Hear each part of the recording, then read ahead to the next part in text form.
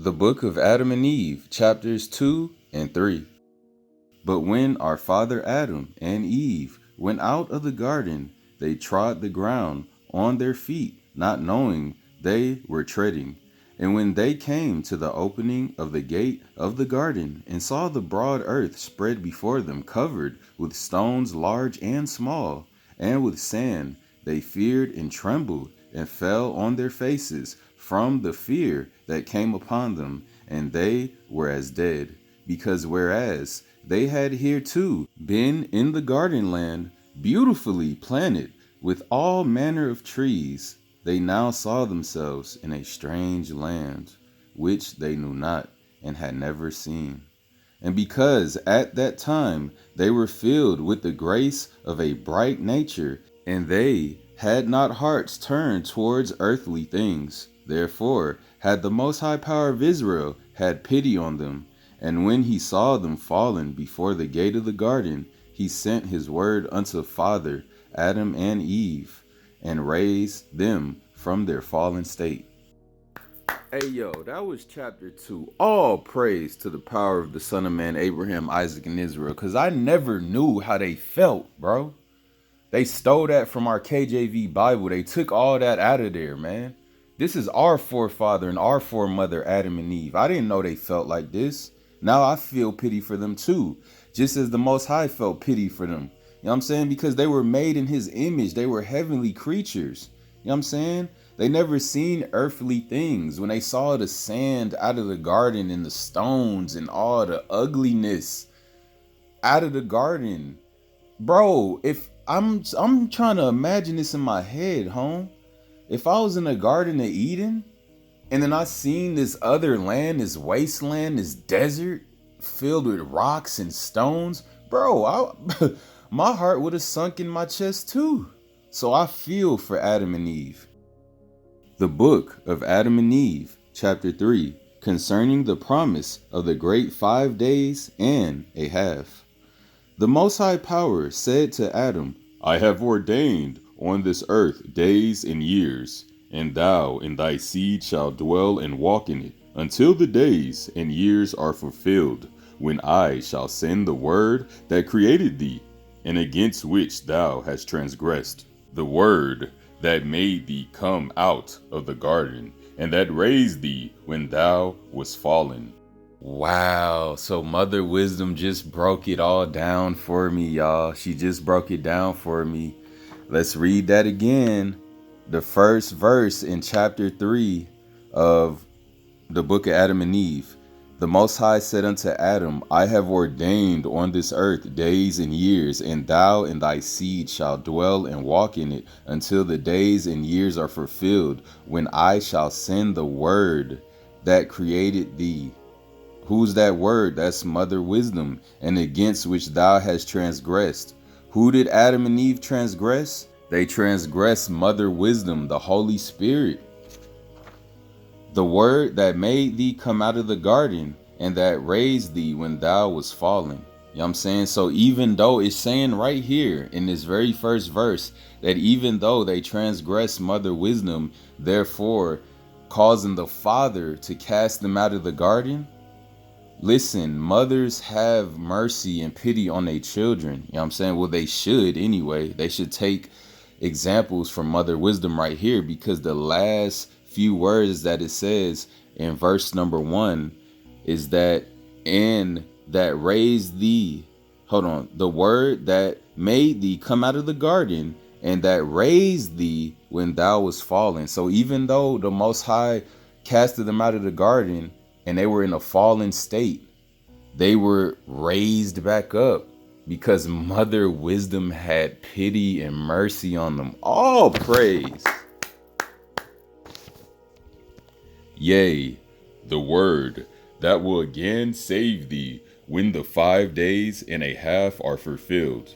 But when Adam heard these words from the Most High Power of Israel, and of the great 5 days and a half, he did not understand the meaning of them.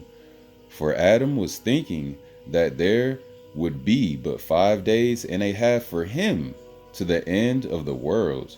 And Adam wept and prayed the Most High Power to explain it to him. Then the Most High Power of Israel and his mercy for Adam, who was made after his own image and similitude, explained to him that these were 5,500 years, and how one would then come and save him and his seed. Oh, all praise. Woo! I never knew this, y'all. Let's go back. It says, then the Most High Power of Israel, in his mercy for Adam, who was made after his own image and similitude, explained to him that these were 5,500 years, y'all.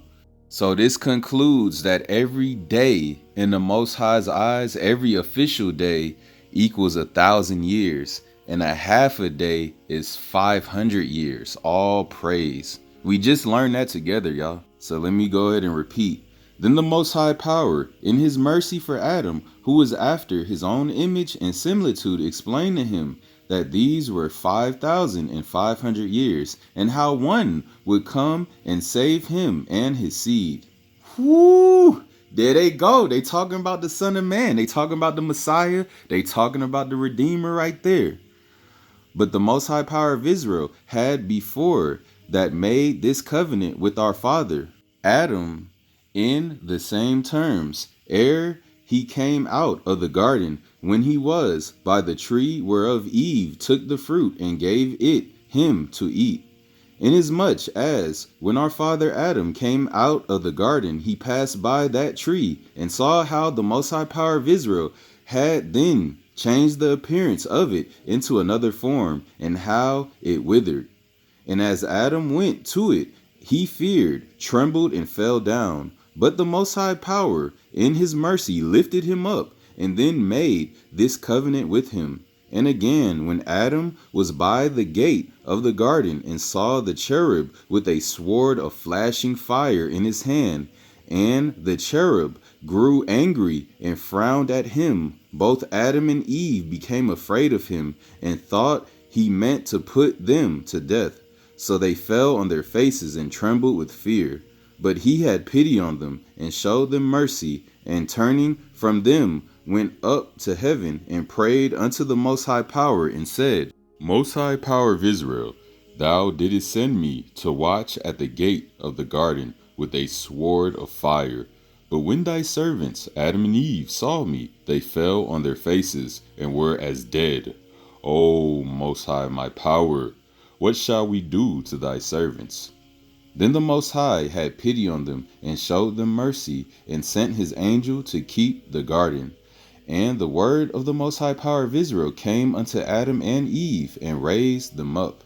And the Most High said unto Adam, I told thee that at the end of 5 days and a half I will send my word and save thee.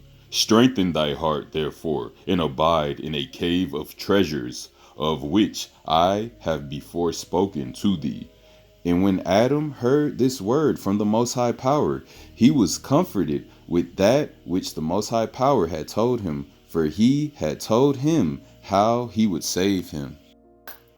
Ooh. All praise to the power of the Son of Man, Abraham, Isaac, and Israel. Father, I am that I am, and your only begotten Son, the Son of Man and Redeemer, to finally come and save the lost sheep of the house of Israel. That's mentioned in the book of Adam and Eve, chapter 2, and how one would then come and save him and his seed, aka the Messiah. Wow. So the Most High was talking about the Messiah all the way back during Adam and Eve's days, bro. It's a lot of stuff I want to break down real quick. In chapters 2, it states that the very first verse, it states, but when our father Adam and Eve went out of the garden, they trod the ground on their feet, not knowing they were treading. So basically, woo, you know what that means? That means they was floating. They was floating in the Garden of Eden. Their feet wasn't touching the ground. And as soon as they left the Garden of Eden, their feet started to trod on the ground. So they felt their very first, like hard pavement and rocks on the ground and all that. So we was probably floating. We was probably meant to be floating like the angels, y'all, before our transgression. All right, so y'all remember that cherub with the sword of flashing fire in his hand that we all know about in Genesis? Well, even though we read about him here, let's go ahead and jump back into Genesis. Let's precept, you know what I'm saying, to match everything up. Genesis chapter 3, verses 23 and 24. This is that same cherub that has that sword of flaming fire. Therefore, the Most High Power of Israel sent him forth from the Garden of Eden, and we're talking about Adam here, till the ground from whence he was taken. So he drove out the man, and he placed at the east of the Garden of Eden cherubims in a flaming sword, which turned every way to keep the way of the tree of life. So I feel remorseful for everybody in this situation. For one, I feel remorseful for Adam.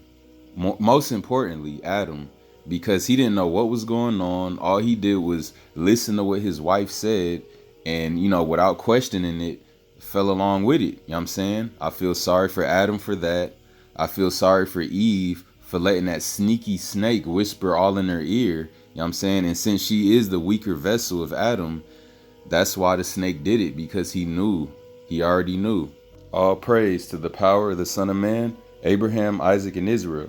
Father, I am that I am, and his only begotten Son, the Messiah, the Redeemer, and for the Most High's precious Holy Spirit to dwell within Jacob in these last days. Israel, keep your faith up and your head strong. Aman, Shalom.